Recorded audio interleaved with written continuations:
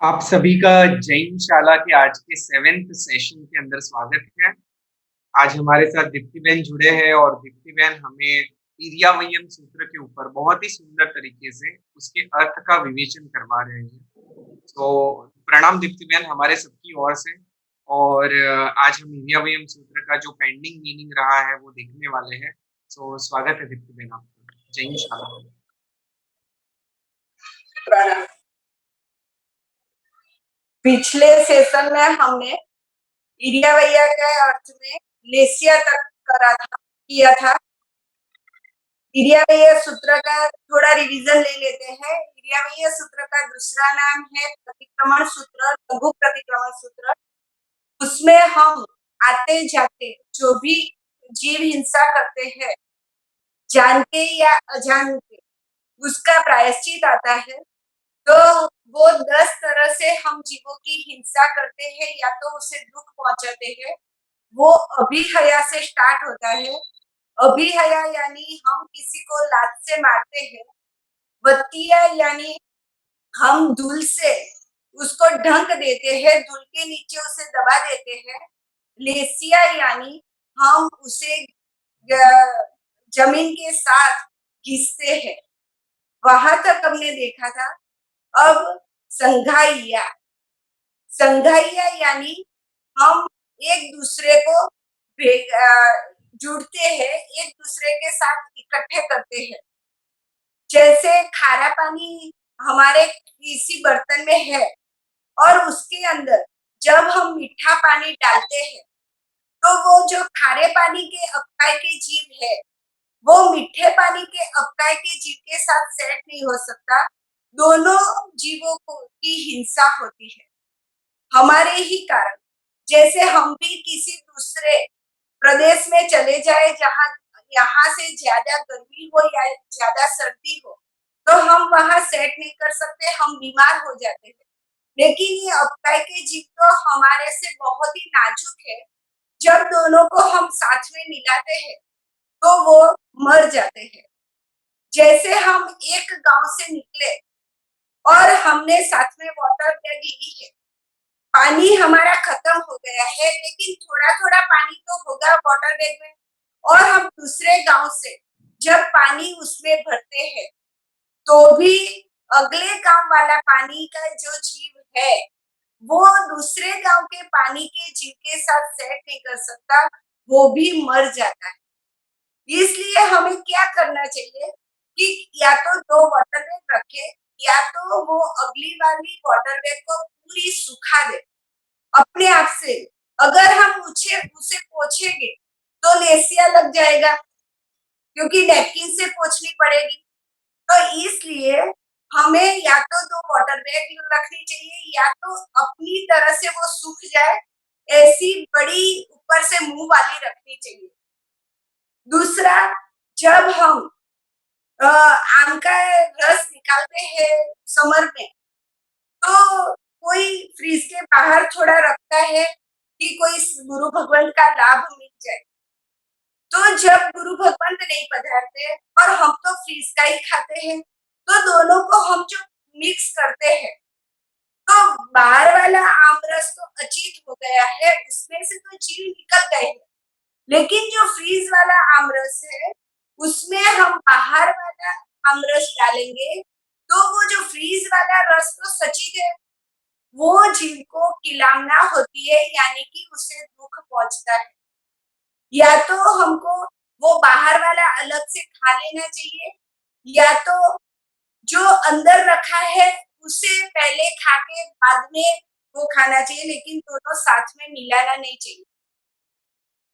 दूसरी बात, जब हम गर्म पानी और ठंडे पानी को साथ में करते हैं तब भी पानी एक दूसरे के साथ मिलने से मर जाते हैं। अचित पानी और सचित पानी जब साथ में करते हैं तब भी ऐसा होता है।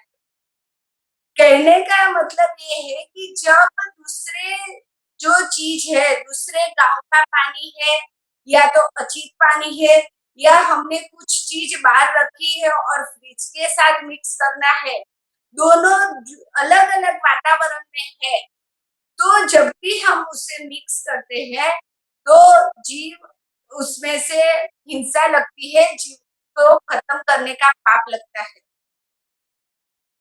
फिर संघैया के बाद आता है संगतिया।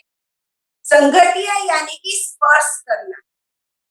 ज्यादातर जो लेडीज होती है उसे क्या उसकी वो टेव होती है कि जब वो किसी दुकान में जाती है तो लेना होता है उसे, जो भी किराना लेना होता है वो तो लेती है, लेकिन जब तक वो दुकान वाले नहीं देते तब तक वो खड़ी-खड़ी जो बाहर किसी गेहूँ पड़े हैं या तो कोई चना, ऐसा कोई जिसमें जीव है, ऐसा कठोल पड़ा है, तो वो खड़ी-खड़ी उसको ऐसे स्पर्श करती ही रहती है। उसे खुद को भी पता नहीं कि मैं अभी ये जीव को स्पर्श कर रही हूँ, तो वो जीव को कितनी किलामना होगी। क्योंकि मैंने आगे भी बताया था कि हमारी शरीर की जो तापमान है, जो गर्मी है, वो 98 है और जो वनस्पतिकाय के जीव है, पृथ्वीकाय, अपकाय के जीव है, उसमें गर्मी नहीं होती। और जब हमारी 98 टेम्परेचर वाला शरीर या उंगली वो जीव को टच होती है, तो वो जीव को मार देती है। इसलिए जो खड़े-खड़े हम किसी भी चीज को स्पर्श करते हैं जिसमें जीव है, तो वो सब भी नहीं करना चाहिए, क्योंकि उससे भी जीव हैरान होते हैं। कोई-कोई बार ऐसा होता है, सब्जी में लेना कुछ होता है, लेकिन जो दूसरी 8-10 तरह की सब्जी होती है, उधर भी वो लेडीज जाती है तो खड़ी-खड़ी वहाँ एक सब्जी लेनी है तब तक वो भिंडी भी देखती है, टमाटर भी देखती है हाथ में ले लेके, जो उसको लेना ही नहीं है, लेकिन एक टाइम पास करती है और इतने जीव को हैरान करती है। हमारे शास्त्र में तो वहां तक कहा गया है कि हमें सब्जी खरीदनी है तो भी हमें टच करके नहीं खरीदनी, हमें वैसे ही मांग लेनी है वो जो भी बेच रहा है उससे, क्योंकि हमें लेनी है पाव किलो, आधा किलो, और हम पूरी जो उसकी है उसको टच करेंगे तो सभी सब्जी को दुख पहुंचता है। जैसे हम आगे खड़े हैं, हमारे पीछे 10 लोग खड़े हैं और 11वें ने एक धक्का लगाया तो हमें भी थोड़ा तो दुख होगा पिछले वाले से।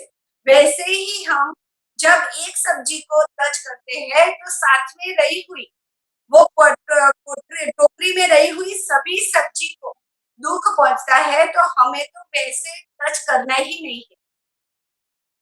इसके बाद हम जब कोथिमीर वगैरह भी लेते हैं तभी भी ऐसा ही होता है, धनिया वगैरह लेते हैं तो उसे पूरा हिला देते हैं, थोड़े उसके पत्ते नीचे गिर जाते हैं, उसके पर हम पैर रखते हैं। वो सब लेना है, थोड़ी सब्जी खानी तो है उसमें भी से थोड़ी, क्योंकि पूरे फैमिली के लिए हम लेके आते हैं, लेकिन पाप हम 10 किलो, 15 किलो, कोई-कोई बार तो 50 किलो तक की सब्जी को हैरान कराने का लगा देते हैं। ये तो सब्जी की बात हुई, किराने की बात हुई, लेकिन किसी को ऐसी एक होती है कि कोई अच्छा मोलू-मोलू जैसा कोई छोटा बच्चा है तो वो उसको टच किया ही करते हैं, उसको ऐसे दबाते तो वो भी हमें संगठिया का पाप लगता है। हम बिना पूछे किसी को टच नहीं कर सकते, इसलिए संगैया हो गया, संगठिया हो गया। अब परियाविया, किलामिया और उद्दविया हम 3 साथ में लेंगे, क्योंकि परियाविया का अर्थ है परिताप उपजाना। परिताप यानी शारीरिक पीड़ा देना। परियाविया के बाद किलामिया का अर्थ है खेद पमाडવાનો, એટલે કે किसी को टॉर्चरिंग करना, किसी को वचन से हैरान करना। और तीसरा है उत्तविया यानी डराना, डराना यानी मानसिक उसको हैरान करना। तो हम कोई-कोई बार कैसा करते हैं कि एक मच्छर शायद हमको अगले रात को हमको काट के गया, या तो हमने एक मच्छर दिन में देखा तो पूरा धुआं कर देते हैं, और इसके कारण वो जो मच्छर होते हैं उसको परिताप यानी कि शारीरिक पीड़ा होती है। वो या तो मर जाता है धुआं के कारण, या तो उसको वो जीने में मरने जैसा हो जाता है, जीता है तो भी। और जो वचन से हम हैरान करते हैं, परियाविया के बाद किलामिया, तो हम क्या करते हैं, हमें कहना किसी को होता है लेकिन दूसरे के नाम से हम उसे सुना देते हैं, जिसे हम बोलते हैं वो टॉन्ट में बोलना या तो कलंक देना, जिससे भी वो सामने वाली व्यक्ति एकदम डर जाती है, अरे त्रास पाम जाती है, उसे लगता है कि जीना ही मुश्किल है। हमारी जैन भाषा में जो हम अभी बोल रहे हैं उसे असत्य बोला जाता है, कि हम झूठ बोल रहे हैं, क्योंकि जैन की तरह जब हम नहीं बोलते, असभ्य भाषा तो हम बोलते ही नहीं है, जैन है, लेकिन जैन की भाषा कैसी होती है उसमें ये किलामिया नहीं लगना चाहिए। एक एग्जाम्पल से मैं बताती हूँ, अगर किसी की शादी टूट जाती है तो हम क्या बोलते हैं कि इसकी शादी टूट गई, तो अगले वाला क्वेश्चन करेगा जो सामने है, किसने तोड़ी, किसकी भूल थी, तो जो परंपरा चलेगी सवाल की, क्वेश्चन की, और हम जब उत्तर देंगे तो एक का तो पूरा बोलना ही पड़ेगा। तो जिसका पूरा हमने बोला है उसको जब पता चलता है तो उसे इलामिया यानी कि खेद होता है, उसको दुख होता है। तो जैन भाषा में हम ऐसा बोले कि उस वो दोनों का ऋणानुबंध खत्म हो गए, तो कोई आगे सवाल ही नहीं करेगा। ऋणानुबंध खत्म हो गया मतलब जितने साल साथ में रहना था वो खत्म हो गया। कोई कोई बार ऋणानुबंध हम मर जाए फिर खत्म होता है, कोई कोई बार चालू जीवन में ही हमारा ऋणानुबंध खत्म हो जाता है। तो भाई भाई से हम नहीं बोलते, पिता पुत्र नहीं बोलते, बहन बहन नहीं बोलते, सास बहू नहीं बोलते, या पति पत्नी छूटे हो जाते हैं, अलग हो जाते हैं। तो जब हम ये भाषा बोलेंगे कि ये दोनों का ऋणानुबंध खत्म हो गया तो उसे दुख नहीं पहुंचेगा। लेकिन जब हम बोलते हैं कि ये शादी टूट गई, इसने ऐसा कर दिया, तो वो आगे क्वेश्चन से हम जो जो आंसर देंगे वो सभी से अगली व्यक्ति को जिसके बारे में हम बोल रहे हैं उसको अवश्य दुख होगा, यानी कि किलामिया का पाप हमें लगता है। अगर किसी व्यक्ति को नुकसान होता है धंधा में उसके, तो हम हीरा बाजार है तो ज्यादातर ऐसे बोलते हैं कि ये व्यक्ति उठ गया। लेकिन अगर उस वक्त हम ऐसा बोले कि उसको नुकसान हुआ है तो ये शब्द अच्छा लगेगा, क्योंकि नुकसान तो किसी को भी हो सकता है। लेकिन जब उठ गया ऐसा हम बोलते हैं तो उसके पीछे का भाव हम माने या न माने, लेकिन चीटिंग किया ऐसा ही होता है। तो हमारी भाषा में किसी को ये किलामिया बहुत ज्यादातर हमें ये दोष तो लगाते ही है। अगर किसी व्यक्ति को हमने नीचे किसी विजातीय के साथ देख लिया तो हम 2-3 बार उसको देखेंगे तो ऐसा ही शक करेंगे कि चौक्कस कुछ गलत संबंध है उसके साथ, और हम जहां भी जाएंगे तो पूरा सेंटेंस नहीं बोलेंगे, हम इतना ही बोलेंगे कि उसकी लड़की को हमने यहाँ देखा था। तो ये जो आधा सेंटेंस हमने बोला उससे भी जब उसकी मम्मी को या पापा को पता चलता है तो उसको भी दुख होता है। तो ये है किलामी। कोई कोई बार किसी की ये ज्यादा होता है, इसलिए मैं ये सब एग्जांपल ले रही हूँ, क्योंकि पंचेंद्रिया जीव में ही ये बात होगी। किसी की लड़की भाग जाती है, अब वो तो भाग गई है, और हम जब भी सुनाते हैं तो मम्मी को सुनाएंगे, कि ये ज्यादातर बस बारासत के पास जाती है, उसकी मम्मी व्याख्यान जाती है, तो ऐसा हुआ। तो उस समय हम हमें क्या बोलना चाहिए कि ऐसा कैसा कर्म का उदय होगा ये बेटी को कि मम्मी तो इतनी धर्म कर रही है, उसको संस्कार भी धर्म के ही मिले हैं, लेकिन कर्म की गति ही न्यारी है कि इस वक्त उसे ये भागने का मन हुआ, निचली कौम में जाने का मन। और कर्म ग्रंथ की भाषा में बोले तो ऐसे बोला जाता है कि उच्च गोत्र में ये लड़की आई तो थी, लेकिन नीच गोत्र का उदय हुआ होगा, तभी तो ये लड़की यहाँ से गई।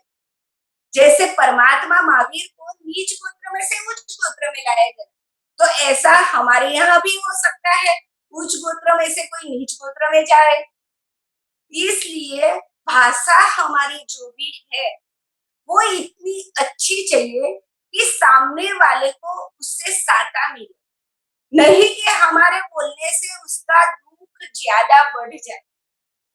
ये किलामिया का अर्थ है, हम जहां भी कुछ भी बोलते हैं तो हमें ये ध्यान रखना चाहिए कि सामने वाले को इससे कुछ नुकसान या दुख तो नहीं पहुंचा होगा। दूसरी बात बताओ, अगर किसी हमारे यहाँ कोई सर्वेंट है, उसने कोई बार हम दो ही घर पे हैं और हमारे यहाँ से 50-100 रुपये कम हुए, तो हमें मालूम है कि उसने ही दिया है, तो भी हमें बाहर जाके आजू बाजू में अड़ोस पड़ोस में नहीं बोलना चाहिए, क्योंकि हम 50 रुपए की वजह से बोलेंगे तो उसके जो 6-7 घर में काम कर रही है वो सभी काम छूट जाएंगे, तो उसका परिवार क्या खाएगा। इसलिए किलामिया यानी हमारा एक एक शब्द इतना अच्छी तरह निकलना चाहिए कि किसी को नुकसान न हो, शारीरिक, मानसिक, भौतिक या आध्यात्मिक। इस ऊपर से सब समझ लेना। उसके बाद किलामिया के बाद उद्दविया। उद्दविया यानी डराना धमकाना।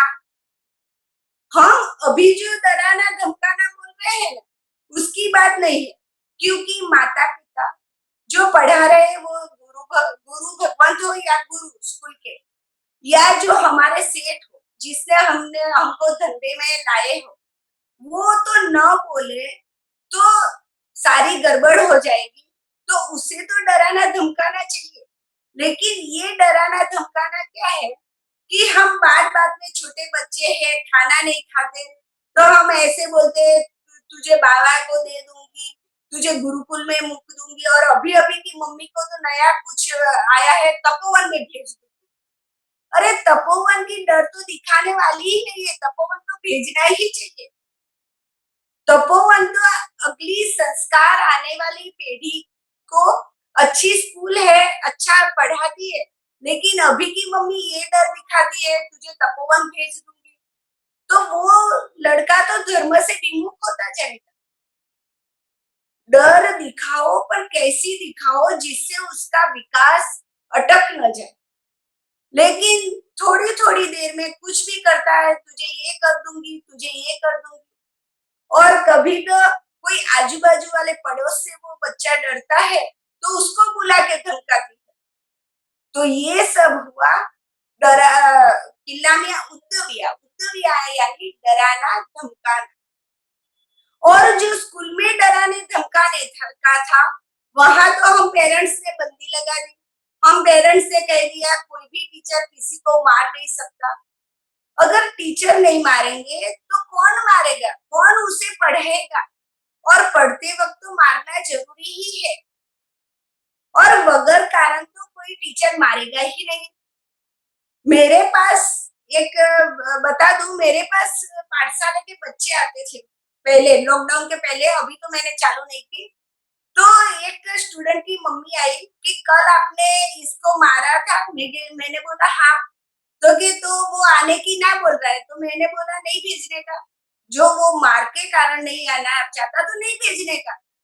पर कि तो उसने पूछा कि आपने कि क्यों मारा था, तो कि ना वो तो नहीं पूछा। मैं तो पूछो मेरे सामने वो 2 प्रतिक्रमण की बुक का आधा पेज फाड़ देता है, थोड़ा-थोड़ा करके, और मैं पाठशाला ही पढ़ा रही हूँ, ज्ञान का ही पढ़ा रही हूँ, तो ज्ञान की जो पुस्तक है उसका अभिनय तो कैसे कर सकूँ? और दूसरा अभिनय तो आप ही बता रहे हैं कि गुरु का भी अभिनय करो, गुरु को भी बोलो कि कल से नहीं आएगा ऐसे डराओ। मैंने बोला नहीं आना तो कुछ भी नहीं, मेरे सामने मैं ज्ञान की गिराधना नहीं होने दूंगी। तो ऐसे जो पेरेंट्स भी वो जो कहते हैं, तो जो गुरु करते हैं वो डराना नहीं है, लेकिन हम जो छोटी-छोटी बात में डराते हैं, उसे बोला जाता है डराना। किसी को छिपकली की डर लगती है तो वो जो रमकड़े की आती है, वो लाके उसके ऊपर फेंकना, वो सब डराना है। तो किला परियाविया, किलामिया, उद्दविया, उद्दविया यानी बगैर कारण को हमें किसी को डराना। परियाविया, किलामिया, उद्दविया, ठाणाओ ठाणम संका में एक स्थान से दूसरे स्थान पे रखना। जब हमारे घर पे चूहे होते हैं तो हम पिंजरे में पूरते हैं, पिंजरा मुक्त है। अब जब वो पिंजरे लेके हम हमारे घर से तो उसे दूसरी जगह रखने जाएंगे, तो हो सकता है उसका फैमिली इधर हो और पापा पिंजरे में आ गए हो, तो सभी फैमिली को छुट्टा करने का पाप हमको लगता है। कोई बार ऐसा होता है कि बच्चे अंदर आ गए और पापा मम्मी इधर है, तो भी ऐसा होता है। इसलिए जब जहाँ से भी वो चूहा निकले, पहले तो यही है हमें तकेदारी रखनी है, जो भी जाली वगैरह करवानी हो, डोर वगैरह बंद रखना हो। लेकिन आ गया है और हम रख के आते हैं, तो भी जब दूसरा चूहा निकले, पहले को रख के आया और दूसरा निकले, तो उसे भी वही जगह ही रखने जाना, क्योंकि नहीं तो उसकी फैमिली को अलग करने का पाप लगता है। और हमारा ज्यादातर भाव हम देखें तो बिना घर के हुए हैं। तिरियांज कोई भी ले लो, पृथ्वी का है, अप का है, तेऊ का है, वायु का है, वनस्पति का है, या कुत्ते बिल्ली बिल्ली सब भी। फिर नरक में भी हमारा घर नहीं होता। तो क्यों ऐसे भाव हुए? क्योंकि हमने एक मानव के भाव में इतने जीव के घर तोड़े हैं, इतने जीव को बिना घर के किए हैं, इसलिए हमारा ज्यादातर भोग बिना घर के हुए हैं।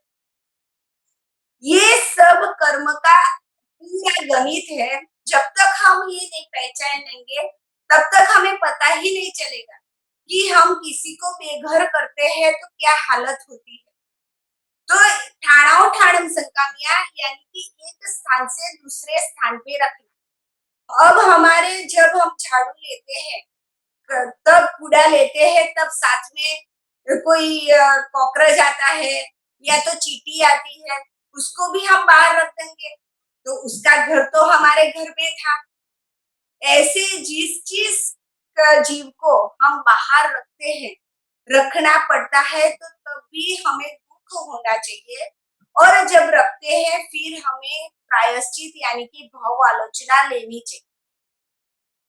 हमारी बेटी को हम जहाँ उसे पसंद है वहां भेजते हैं शादी के वक्त, फिर भी हमको रोना आता है, तो ये जीव भी किसी न किसी भाव में तो हमारी बेटी थी, बेटा था, भाई था, बहन था, क्योंकि वैराग्य शतक में आते हैं ऐसा कोई भी जीव नहीं है जिसके साथ हमने जो भी संबंध हो दुनिया में वो सभी संबंध न किया, यानी पिता पुत्र का, चाचा भतीजा का, भाई बहन का, भाई भाई का, सेठ नौकर का, सब संबंध किया है। तो आज हम इसको इस घर से निकाल रहे हैं, कॉकरोच की चींटी बनी है, तो हमें दुख तो कम से कम होना चाहिए। एक बेटी के वक्त जब हम इतना रोते हैं, तो क्योंकि यही बताते हैं कि हम में स्वार्थ ज्यादा है। तो ठाणाओ ठाणम संकानिया यानी एक स्थान से दूसरे स्थान पे रखना। जिलियाओ गौरविया यानी पूरा मार ही दिया। जब हम एबॉर्शन कराते हैं, या तो वो जब हम कुंजे बिना गैस चालू करते हैं, तभी जो जीव मर जाते हैं, उस सब में हमें ये जीविया और बवरोपिया यानी कि मार डाला, ये पाप लगता है। इस तरह हम 10 तरह से जीव को हैरान करते हैं, परेशान करते हैं। फिर से एक बार ले ले, अभिहया, बत्तिया, लेसिया, संगाइया, संगटिया, परियारिया, किलामिया, उत्तरिया, ठाणाओ ठाणम संकामिया, जीवियाओ वग्रोविया। 10 तरह से हम ये सब जीव को हैरान करते हैं। और वैसे गिरिया भैया का देखें तो 18,24,120 तरह से हम एक जीव को हैरान कर सकते हैं। वो अभी हम नहीं लेंगे, लेकिन आप फिगर याद रखना, 18 लाख यानी 18,00,000 24,000 और 120, इतनी तरह से ये जीव को हम हैरान कर सकते हैं। इसे इरिया वैया का भांगा बोला जाता है, यानी कि प्रकार। अब जीविया गौरविया तस्मिच्छामि दुक्कडम, ते पाप मारो, वो पाप मेरा मिथ्या हो यानी निकल जाओ। मिथ्या का दो अर्थ होता है, मिथ्या यानी झूठ। झूठ हो जाना मतलब अब ये पाप मुझे झूठा लगा है, यानी मेरे आत्मा को हैरान करने वाला लगा है, इसलिए मैं ये पाप को छोड़ देता हूँ।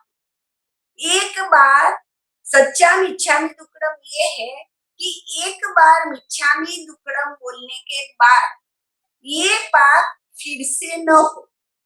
फिर से न हो यानी हम काया से तो करेंगे, लेकिन मानसिक मानसिक हम इस तरह रेडी रहेंगे कि मैं जो भी सब्जी सुधार रही हूँ, मैं जो भी पानी का यूज कर रही हूँ, तो मानसिक रीत से उसे नहीं मारना। मेरा भाव वो ही रहना चाहिए, काया से करना पड़ेगा, लेकिन नहीं मारना। तो ये हिंसा कैसी होगी?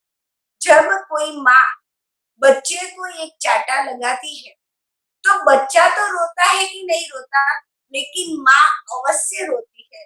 तो वैसे ही जब हम ये जीव को मारेंगे काया से, जरूरियात होने की वजह से, तो हमें अवश्य दुख होगा, हमारी आंख में से अवश्य आंसू निकलेंगे। लेकिन जो हम मन से अभी तैयार ही नहीं है, तो हमें ये सब करने में कोई भी दुख नहीं होगा। दुख होना यानी उसमें जीव जो है उसे अपनी तरह ही समझना। जब हम दूसरे जीव को अपनी तरह समझेंगे और अपनी आत्मा को परमात्मा की आत्मा जैसे समझेंगे, तो ही ये हो सकता है। दो कंडीशन साथ में चाहिए, अपनी आत्मा को परमात्मा की आत्मा जैसे समझना। तो इससे क्या होगा कि हम जब भी कोई जीव को मारेंगे तो तुरंत हमें याद आएगा कि मेरे परमात्मा तो वैसे वगर कानन किसी जीव को नहीं मारा, तो मुझे भी पहले सोचना चाहिए अभी जरूरत है या नहीं है। तो हम जीव को मारने से अटक जाएंगे। और दूसरे जीव को अपनी तरह समझना, उसमें भी क्या होगा कि मुझे किसी कोई छरी से मारे, मुझे कोई उबाले, मुझे कोई गरम करे, तो मुझे कैसा होगा? तो हमें संवेदना होगी और हम जितना जरूर है उतना ही करेंगे। हमें जब स्नान करना है, तो हम पानी भी इतना ही गर्म करेंगे जितना हमें चाहिए। ज्यादा गर्म करके हम उसे ठंडा पानी नहीं मिलाएंगे, अगर वो जीव को हम अपनी तरह समझेंगे तो। और गीजर का यूज तो करेंगे ही नहीं। श्रावक है वो गीजर का यूज तो करता ही नहीं, क्योंकि उसमें एक तो बिना छाना पानी आता है, तो जो दूसरे जीव है वो भी आते हैं, और पानी के जीव इतनी गर्मी से गर्म होगा तो तेवकाय के जीव भी मरते हैं। तो वो सब के कारण वो गीजर का यूज तो नहीं करेगा, लेकिन जब भी गैस पे गरम करेगा तो भी वो थोड़ी थोड़ी देर के बाद उसमें उंगली डाल के देखेगा कि मुझे इतना गरम चाहिए तो इतना ही रखो। तो उसमें दो फायदे होंगे, एक तो गरम और ठंडा मिक्स नहीं करना पड़ेगा, और जितना पानी होगा उससे ही हम स्नान करेंगे, इसलिए ज्यादा पानी भी नहीं वेस्ट होगा। तो श्रावक जहां जहां भी पानी को बचा सके वैसे बचाता जाए। हम यहाँ हमारा इरिया भैया सूत्र खत्म होता है, पूर्ण होता है। देखे जाए तो उसमें अभी तो कितनी बड़ी हम पूरी रहन सहन देखे तो सब में कुछ ना कुछ हम क्या जीव को हैरान करते हैं वो आएगा। लेकिन अब हम तत्सवत्री में जाएंगे। आप अपनी तरह से इसमें सोच लेना, जो भी कार्य करे उसमें देखना कि ये 10 में से मैं किस तरह उसको हैरान कर रहा हूँ। और तत्सवत्री का दूसरा नाम है विशेष पाप शुद्धि। हम जब 8-10 कपड़े धोने के लिए डालते हैं तो सभी कपड़े को एक जैसी तरह नहीं धो। किसी को ज्यादा साबुन लगाना पड़ता है, किसी को हमें धोखा लगाना पड़ता है, किसी को ब्रश लगाने पड़ता है। तो इरिया भैया में हमने माफी तो मांगी, हमने प्रायश्चित तो किया, लेकिन कोई कोई पाप ऐसा है उसके लिए हमें विशेष शुद्धि के लिए तस्सा उत्तरी बोलनी पड़ती है। तस्सा उत्तरी का अर्थ देखना पड़ता है। तो तस्सा उत्तरी का दूसरा नाम है विशेष पाप शुद्धि सूत्र। तो पहली लाइन है तस्सा उत्तरी करणेन, विशेष शुद्धि करने के लिए। क्यों विशेष शुद्धि करनी है?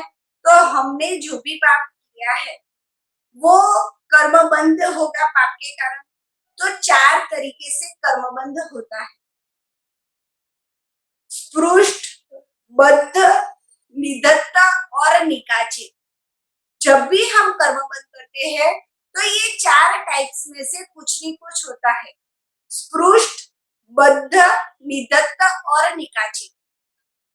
वो कैसा होता है? तो हम जब दरिया किनारे जाते हैं और जो सूखी रेत है उसके पर बैठते हैं, तो जब हम उठते हैं कपड़े ऐसे थोड़ा सा हलाते हैं तो वो धूल नीचे पड़ जाती।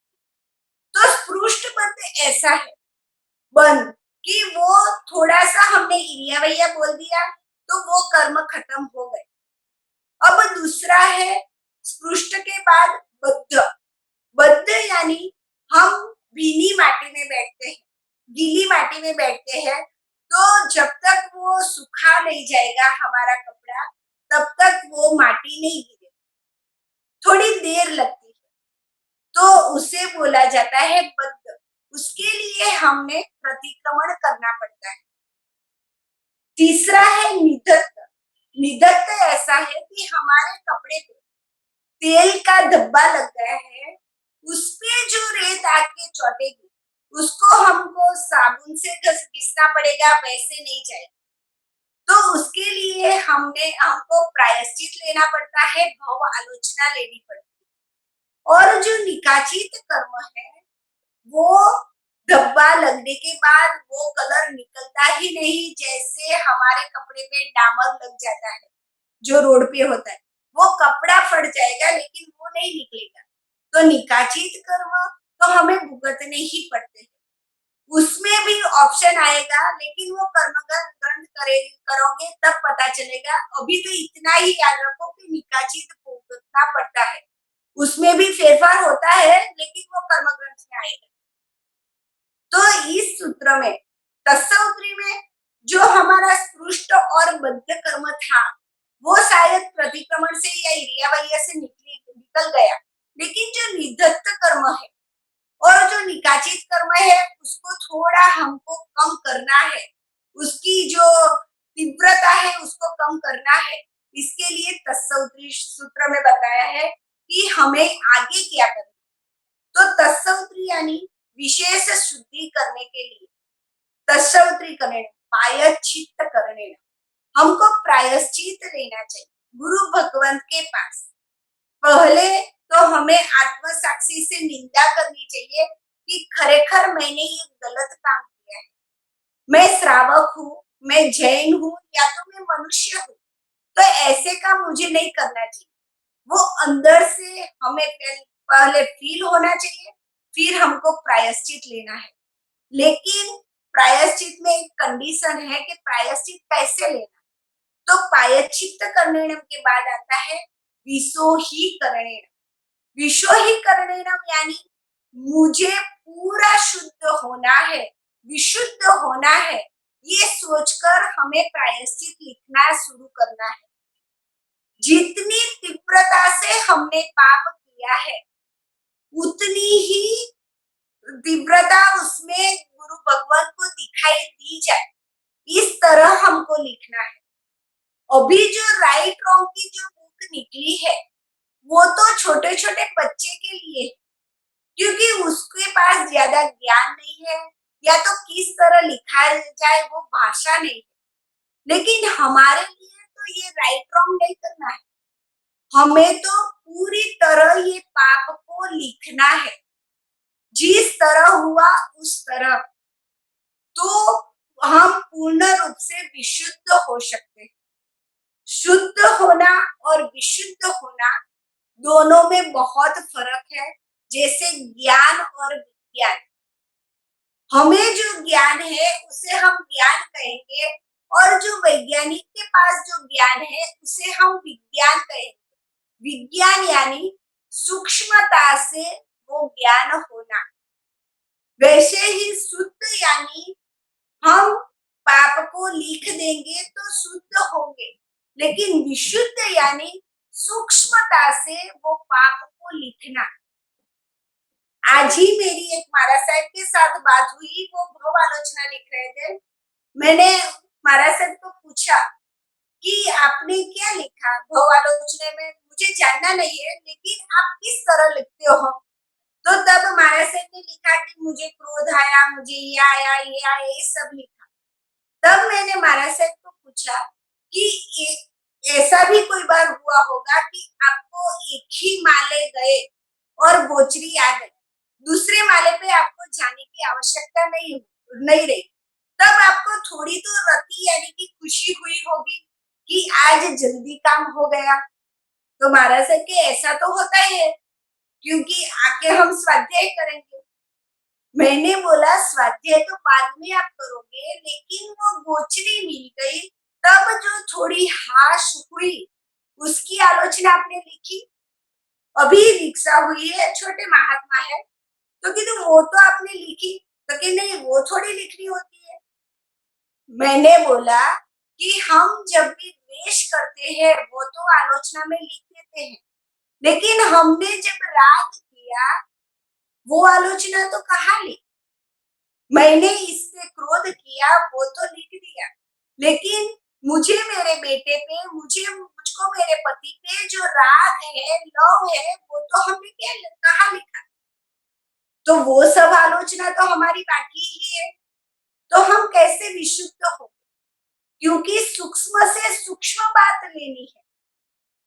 हमें जब भी पहली बार, ये हमको एक बार एक महाराज सर ने बताया था कि ये आप लोग ने ट्राई करना है, तो हमने किया था कि जब पहली बार मैंगो आई, पहले ही बार हमारे घर पे वो जूस निकला, रस निकला, और पहले ही जब हमने पहली चम्मच जब मुंह में रखी, उस वक्त का आपका भाव कैसा था, और जब लास्ट में छिल्ली चम्मच आपने ली लास्ट वाली, तब दोनों में थोड़ा फर्क होगा ही। आप ध्यान से देखना, और देखा तब पता चला कि जब पहली चम्मच डालनी थी तब था, आज 8 महीने के बाद हम खा रहे हैं, आज अच्छा होगा, पूरा ठंडा चाहिए, वो तब था। और जब खाते गए तो फिर माइंड में से निकल गए। तो वो सब आलोचना लेनी कि मुझे पहली कटोरी में ये भाव था, दूसरी कटोरी में ये भाव था, तो हम विशुद्ध हो सके। विशुद्ध यानी कोई भी पाप बाकी नहीं रखना। और इसके बाद दूसरी कंडीशन रखी है तत्सवरी में, प्रायश्चित लो तो पूरा लेना यानी विशो ही करणेनम, और विशल्यीकरणेनम यानी कि शल्य रहित। शल्य का अर्थ होता है हमें जो कांटा लगता है वो। तो जब हमारी आंख में कुछ छोटा सा हो जाता है, पैर में कुछ छोटा सा चुभता है, या तो हमारे दांत में कुछ छोटा सा घुस जाता है तो हम उससे पूरी तरह हमारा ध्यान उस तरफ ही होता है। तो वैसे ही हम जब भी भाव आलोचना लिखे तो ऐसा कुछ भी कपट न रखे, ऐसा कुछ भी बाकी न रखे कि जिसके कारण वो कर्म भुगतने के लिए हमको भव परंपरा हमारी बढ़ जाए। तो 3 शल्य है, 3 तरह से हम गलत आलोचना लेते हैं। नियाण शल्य, नियाण शल्य यानी मैं पूरी आलोचना कर दूं तो अगला भव मेरा ये सब पाप कट जाएगा, तो अगले भव में मैं अच्छे सदगति में जाऊंगी। तो नियाणा करके हम आलोचना लेते हैं। दूसरा माया शल्य, माया शल्य यानी जितनी तीव्रता से हमने पाप किया है, जिस व्यक्ति के साथ किया है, वो कुछ भी लिखे बिना मुझको क्रोध हो गया, मुझको ये हो गया, मैंने पिक्चर देख लिया, लेकिन उसमें जो राग द्वेष हुआ वो हम नहीं लिखते, क्योंकि कोई बार हमको ऐसा होता है, अगर शायद मेरी बात लो तो मुझे ऐसा होता है कि कोई आचार्य भगवान को पता है कि ये पाठशाला चला रही है, तो मैं मेरा ऐसा पाप कैसे लिख दूं कि पिक्चर में मुझे ये एक्टर की को देख के एक बार लगा कि ये अच्छा लग रहा है, मुझे वो शर्म आएगी। तो मैं माया से कैसे लिखूंगी, विजातियों को देख के राग हुआ, तो वो मैंने माया की। मुझे स्पेशली लिखना चाहिए कि ये करके मुझे राग हुआ। तो ये है माया शल्य, नियाण शल्य और मिथ्यात्व शल्य। मिथ्यात्व शल्य यानी हमें अज्ञानता ही है, हमें ये अज्ञानता है कि ये कोई पाप नहीं है, पाप को हम पाप मानते नहीं तो भी हम नहीं लेंगे आलोचना। हमारे जो 18 पापस्थानक आते हैं उसमें से स्टार्टिंग के 17 पाप वाले कोई जीव है वो मोक्ष में जा सकता है, लेकिन 17 पाप नहीं करता, लेकिन फक्त 18वां पाप करता है, वो कभी भी मोक्ष में नहीं जाए, क्योंकि वो 17 पाप को पाप नहीं मानता, लेकिन उसको इसकी ये पाप करने की अभी जरूरत ही नहीं पड़ी। जैसे हम चोरी नहीं करेंगे क्योंकि हमारे पास जरूरत से ज्यादा है, लेकिन चोरी को न करना और चोरी को पाप मानना दोनों में बहुत ज्यादा फर्क है। और हम देखें तो ज्यादातर हम जो भी सुन रहे हैं और मैं खुद भी परिग्रह को हम पाप कहाँ मानते ही है। परिग्रह यानी धन कमाना या तो चीज वस्तु इकट्ठी करना, इसको तो हम पाप मानते ही नहीं है ना। जो पाप मानते होते तो हम हमारी जरूरत के जैसा हो जाता फिर रुक जाते, लेकिन हमने ऐसा सोचा ही नहीं है, तो हम परिग्रह को पाप मानते ही नहीं। इसलिए नियाण शल्य यानी कि मुझे सदगति मिले इसलिए हम जो प्रायश्चित लेते हैं तो वो राइट नहीं, माया करके लेते हैं तो भी राइट नहीं है, और हम मिथ्यात्व पाप को पाप मानते नहीं है तो भी प्रायश्चित नहीं लेते। तो तस्त्रीकरणेनम प्रायश्चित करने, प्रायश्चित लेने के लिए 2 बताए, विशोहीकरणेनम और विसल्लीकरणेनम। अब पावाणम कम्माणम, पाप कर्मों का नाश करने के लिए, पाप कर्मों का निग्घाय अणट्ठाय नाश करने के लिए हमें क्या करना चाहिए? ठामी कौशत्व, कायोत्सर्ग करना चाहिए। कायोत्सर्ग का अर्थ हम जो अभी कायोत्सर्ग करते हैं वो तो है, लेकिन ये कायोत्सर्ग यानी इस पाप से हमें अपनी काया को अभी तो स्टॉप कर देनी चाहिए। अभी तो ये पाप काया से छोड़ देना चाहिए, मन से या वचन से धीरे धीरे छोड़ेंगे, लेकिन जब पाप पता चल ही गया है तो इस बार तो हमें ये छोड़ ही देना चाहिए। जैसे हमको रात में कोई लंबा वो रज्जू यानी दौड़ा पड़ा है तो वो हमको सांप लगता है तो हम उसके पास नहीं जाएंगे। वैसे ही जब भी हमको ये पता चल गया कि पाप है तो हम काया से तो उसके पास नहीं जाएंगे, और अगर ज़रूरियात है, करना ही पड़ता है, तो हम मन से दुखी होके करेंगे, हृदय से दुखी होके करेंगे, तो ही ये ईर्ष्या भैया और तस्सा उतरी हमने जो बोले, वो पाप के नाश करने वाले होंगे, बाकी तो पाप हमारे पर चढ़ता ही जाएगा। अब हम क्वेश्चन आंसर लेंगे और अगले सोमवार। बिल्कुल, बिल्कुल। Thank you so much Deepti बहन, आज आपने इरिया-वय्यम का पेंडिंग मीनिंग तो करवाया ही, साथ ही साथ तस्सउत्री का भी बहुत ही शानदार, जिसके अंदर प्रायश्चित, भाव आलोचना, उसकी बहुत अच्छी से क्लैरिटी दी। बहुत सारे प्रश्न आए हुए दीप्ति बहन, और मैं श्रोताओं से ये भी कहना चाहूँगा कि अगर आपको कोई प्रश्न है, तो आप आपका हैंड भी रेज़ कर सकते हैं, तो मैं आपको डायरेक्टली पूछने के लिए अलाउ कर सकूँगा। अब जो प्रश्न आए, उसमें पहला प्रश्न ये आया है कि अगर हम गर्म पानी पीते हैं और गर्म पानी शाम को सूर्यास्त के बाद भी बचे, ऐसी कंडीशन हो, तो वो गर्म पानी को पलटा देना चाहिए या पीने के लिए यूटिलाइज कर सकते हैं? अगर चौमासे की ऋतु है, चातुर्मास है, बारिश आ रही है, तो हमें वो गर्म पानी रखना नहीं चाहिए, क्योंकि गर्म और कच्चा पानी दोनों साथ में नीचे मिक्स होगा और उसमें जीवोत्पत्ति की आवश्यकता है, तभी हम परठवा नहीं चाहिए। लेकिन अगर जो हम पानी को नीचे करें, परठावा दे और वो सूख जाए, ऐसा है, गर्मी है, तो हमें वो पराठा ही देना चाहिए। बिल्कुल, यानी पलट देना चाहिए, पर घर में अगर उनका प्रश्न ये है कि घर में अगर कोई व्यक्ति है जो कि गर्म पानी पीता है और रात को भी उसको प्यास लगती है, तो फिर उसे वो पानी रख के वही पीना चाहिए? उसमें है जो भी अपवाद मार्ग है ना, वो गुरु भगवंती बता सकते हैं। अपवाद तो है, लेकिन हमें श्रावक को वो अपवाद मार्ग बताने की छूट नहीं दी जा सकती, इसलिए वो गुरु भगवान बताएंगे जो भी उसका होगा। ओके, सो बेसिकली आपका कहना है कि उत्सर्ग मार्ग ये है कि हमें पलटा देना चाहिए। हाँ, बराबर। और अपवाद मार्ग केस टू केस वेरी होगा, यानी जिसको जो तकलीफ है गुरु महाराज को कहे, गुरु महाराज उसकी सिचुएशन एनालिसिस करके उसको जवाब देंगे, एक राइट? ही सिचुएशन होगी ना, तो भी दोनों को अलग अलग आंसर मिलेगा, क्योंकि गुरु भगवत गीतार्थ होते हैं, तो दो आंसर अलग भी आएंगे, दो व्यक्ति जाएंगे एक ही क्वेश्चन लेके, तो भी अपवाद में दोनों में फर्क आएगा, इसलिए वो गुरु भगवान ही बताएगा। बिल्कुल, बिल्कुल।